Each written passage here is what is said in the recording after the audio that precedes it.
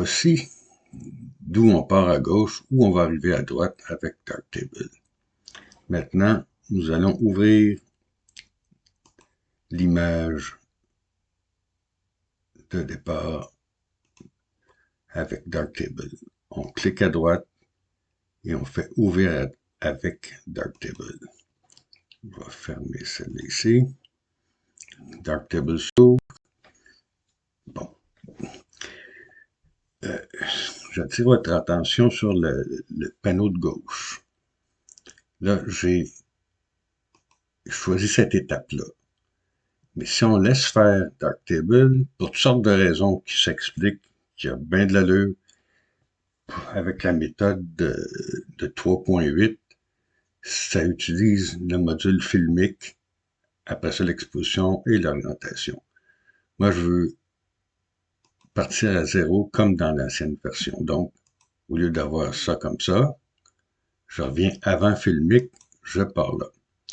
En partant de là, première opération qu'on va faire, tout ce qui est en haut ici va s'effacer.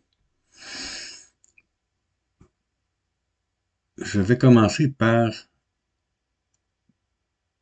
crop. J'oublie tout le temps comment ça s'appelle en français, c'est recadrer. Si on ne trouve pas ce qu'on veut, ben là, on le voit, il est ici dans l'onglet de base. Si on ne le trouve pas, on écrit recadrer. Moi, il apparaît. Donc, pour recadrer, on peut choisir en cliquant sur le ratio ici, on peut changer de ratio. Moi, je choisis le 4.3 pour ce cas-là. Quand on va dans l'image, on n'a qu'à, en prenant un des quatre côtés ou un coin, on n'a qu'à glisser pour avoir ce qu'on veut. Mais je le veux en mode portrait. Donc, je retourne ici et sur le petit dessin, je pivote mon recadrage. Bon, on va dire qu'on fait à peu près cela ici. Quand je clique sur recadrer, le titre, automatiquement, il est recadré. On peut revenir comme on veut. Je l'aimerais mieux un petit peu plus haut dans la photo, comme ça. Bon, c'est recadré. Si vous allez à gauche, là, je vais retourner dans orientation. Si je ne change rien, tout ça demeure là, puis les étapes que j'ai faites apparaissent. Je vais demeurer sur la dernière étape. Maintenant, je vais ajouter l'exposition, qui est dans le module de base. Si je clique une fois, vous voyez une multitude d'onglets apparaître. Je clique une autre fois, la liste est plus courte. Fait qu'on va moins chercher. J'ai exposition là, je peux toujours faire la même chose. Je fais exposition, il apparaît. Je le choisis. Il n'est pas activé, mais si je l'active, il n'y a rien qui se passe parce que j'ai pas fait d'ajustement. Bon. Évidemment, les hautes lumières manquent un petit peu d'exposition. Ça fait qu'on va aller mettre des hautes lumières. J'aime bien ça avoir un bon contraste, donc on peut contrôler le noir avec cet autre curseur-là. On va en mettre un petit peu, ça donne du contraste. Prochaine étape. Moi, je vais aviger les couleurs. Bon, ben, là, je ne chercherai pas, je vais aller chercher la courbe des tonalités. C'est C-O-U-R-B-E. Vous voyez qu'il est apparu courbe des tonalités. Je la sélectionne. Dans courbe des tonalités, ce que j'aime bien faire, c'est jouer avec le choix qu'on obtient ici. Là. Dans le moment par défaut, il était rouge, vert, bleu, les canaux liés. Moi, je préfère aller avec le mode lab, les canaux indépendants. Bon, avec sous l'onglet L, on peut jouer avec la luminosité. Je vais le mettre un petit peu plus clair. C'est un petit peu ajouter la luminosité en fin de compte. Mettre un petit peu de contraste. Un petit peu les blancs, un petit peu augmentés. Je vais aller dans le canal A et j'y fais apparaître de la lumière. C'est peut-être pas une explication juste, là, mais quand tu fais noir, nos yeux voient moins de couleurs. C'est pour ça qu'on dit, ben, la nuit, tous les chats sont gris. Puis le mode lab, ça fonctionne avec les contrastes de couleurs, comme la balance des blancs dans n'importe quel logiciel.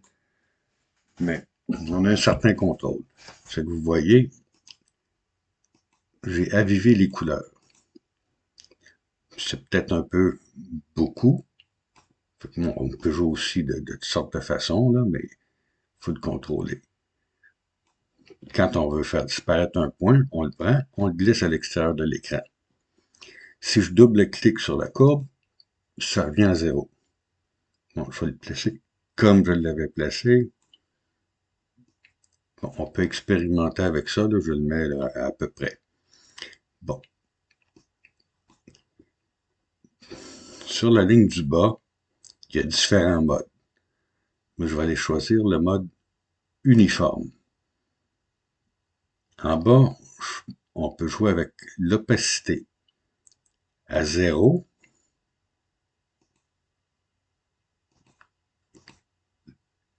Mon ajustement n'a aucune prise sur l'image. À 100%, le masque, l'ajustement est appliqué dans sa totalité. On peut juger que c'est un peu trop, donc on peut y aller soit avec la molette de la souris, soit en cliquant à gauche puis se promenant, ou on peut cliquer à droite. On peut cliquer à droite puis mettre un pourcentage. Ouais, je vais y mettre 70%, t'sais. Puis on peut vérifier sans ajustement, avec ajustement. Ça réchauffe un petit peu. De la façon que je l'ai ajusté, ça réchauffe un petit peu la lumière. J'y trouve un défaut dans l'œil. Pour une raison quelconque, est-ce que c'est mon négatif ou mon RAW là, qui a eu quelque chose ou c'est carrément un défaut dans mon capteur, je ne pourrais pas vous dire. Là, je vais tricher un peu. Je vais aller dans le mode ici de base. Je clique. Je vais trouver mon exposition. Mais là, je touche pas.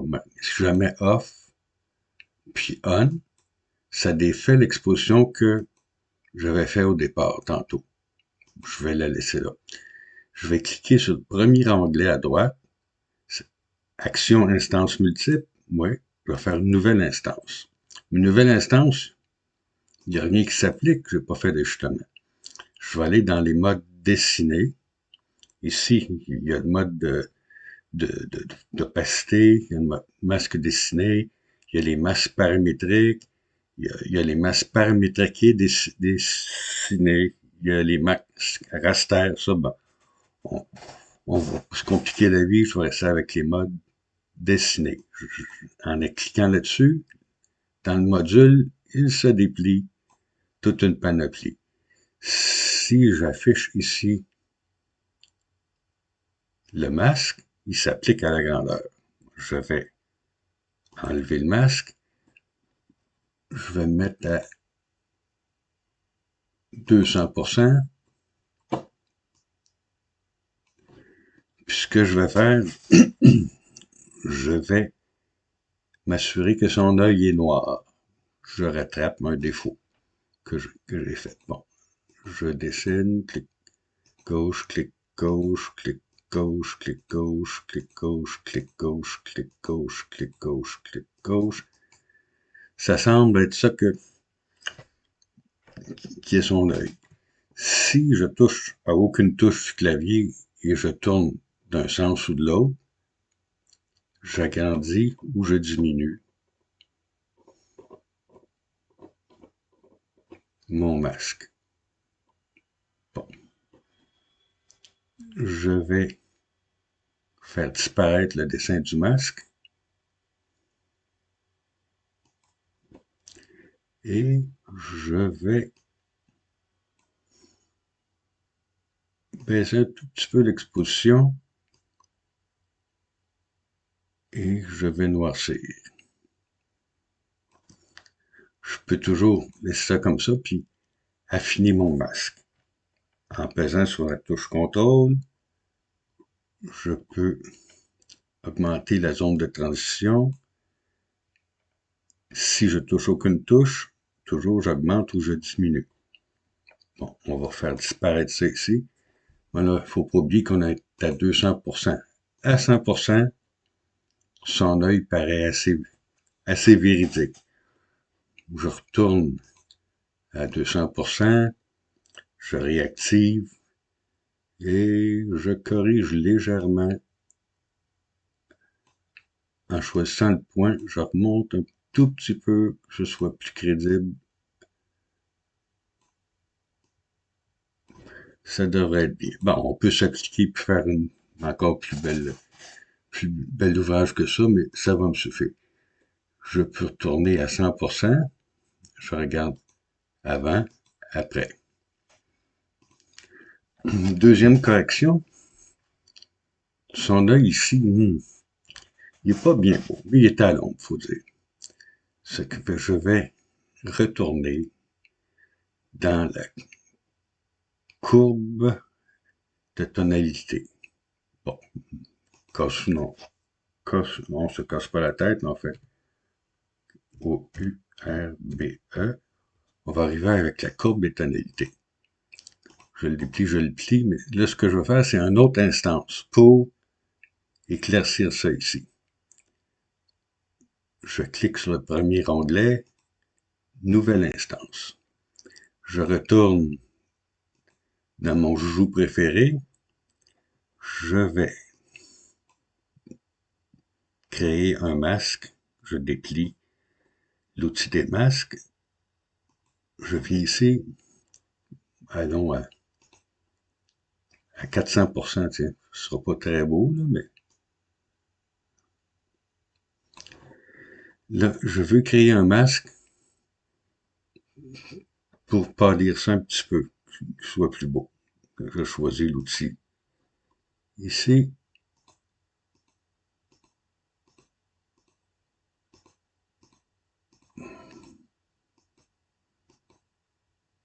Clique à droite, voici mon masque.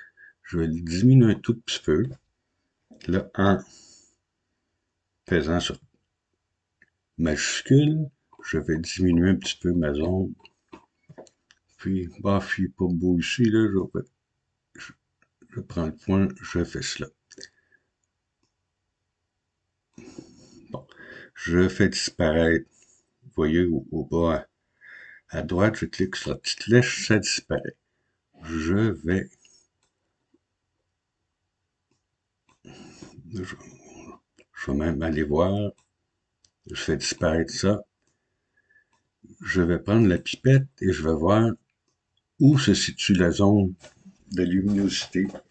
C'est seulement la luminosité, c'est pas les couleurs. Ça se trouve dans cette zone-là. Donc, on sait qu'il est là. Je vais mettre un point pour pas oublier. Je fais disparaître ça ici. Là, je veux tout. Vous voyez, la luminosité.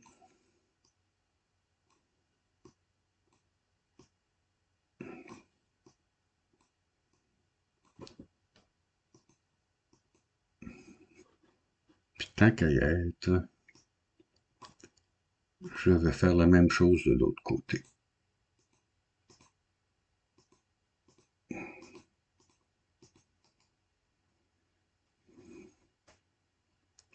Bon, petite expérimentation. Ici, en ayant sélectionné ça, je vais changer l'opacité du masque. Est-ce que ça fonctionne? Ouais. Bon. Rayon flou. On va mettre un petit peu. Je fais disparaître ici la zone. Je fais disparaître. Je fais disparaître. Maintenant, je vais aller ici et je vais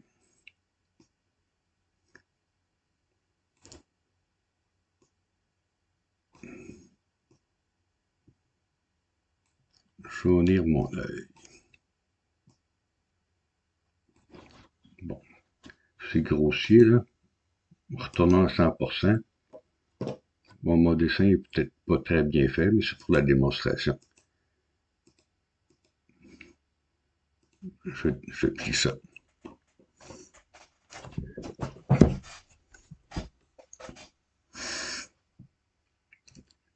Je vais faire une petite vignette. Je retourne dans le module de base. Dans Exposition, je clique sur Nouvelle instance. Elle se déplie. Je vais toujours aller dans les masques dessinés. Dans les masques dessinés, j'appuie sur l'ovale. Une fois que j'ai cliqué, ça s'applique. Je peux l'étirer d'un sens ou de l'autre. Mais si je veux, en faisant sur CTRL, je peux le pivoter. Sans appuyer sur rien sur le clavier, je peux augmenter ou diminuer le masque. Je peux également, en pesant sur majuscule, augmenter ou diminuer la zone de flou. Maintenant, notre masque, qu'on peut faire apparaître ici, ou plus bas toujours dans l'outil. Pas l'autre ici, l'autre c'était dans l'autre instance. Là. Bon, puis là, on est dans l'instance qui commence ici. Ce que je vais faire, je vais prendre mon masque dessiné qui était là. Je n'ai pas besoin d'y retoucher. Je vais changer sa polarité. Donc, ça va inverser ce qu'on fait. Je vais faire disparaître le masque. Puis on sait que ça va s'appliquer à l'extérieur. Je prends l'exposition, je la baisse légèrement. Je peux même ajouter plus de noir. Bon.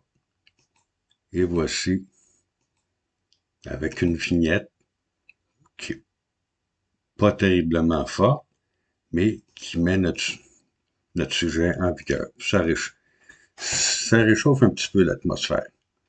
Bon. On peut y mettre du contraste local. Toujours la même chose. Si on ne se rappelle pas du nom, on peut taper contraste. Puis, vous en auriez tout juste en bas, mais il est apparu. Contraste local. Je mets ça. En mettant un contraste local, ça donne de la vie à ma photo. Bon. On pourrait continuer. Mais ce que je vais faire, je vais rapetisser l'historique ici. Je vais cliquer sur l'onglet Exporter. Je détermine où je veux exporter. Bon, c'est dans mon dossier ici. Là. Je vais faire sélectionner ça ici comme destination d'exportation. On peut choisir si on le veut en JPEG ou en TIFF, etc. Je vais le laisser en JPEG. 8 bits. Ici, sur conflit, ça dit de créer un fichier unique. Autrement dit, il va renommer comme numéro 1, numéro 2, numéro 3. On peut faire écraser, mais je vais laisser à créer un dossier unique. Donc, il va créer une image numéro 2 avec le même nom, mais numéro 2. Je fais exporter. Une fois c'est exporté, ça m'indique que c'est exporté. Par contre, notre merveilleux Windows 11 le fera pas apparaître tant que je n'irai pas cliquer à droite dans le dossier, que je vais demander plus d'options, puis je vais demander actualiser. Actualiser, il vient d'apparaître. Je m'étais pratiqué avec celui-là. Celui que je viens de faire, c'est celui-là. Il s'agit de s'appliquer. Celle-là est un petit peu plus wow, peut-être un petit peu. Les ajustements sont un petit peu plus forts, mais c'est sensiblement la même image. Je pense que celle-là est supérieure à celle-là. C'est une question de goût. J'espère que ça n'a pas été trop long. Je vous remercie de votre attention. À une prochaine.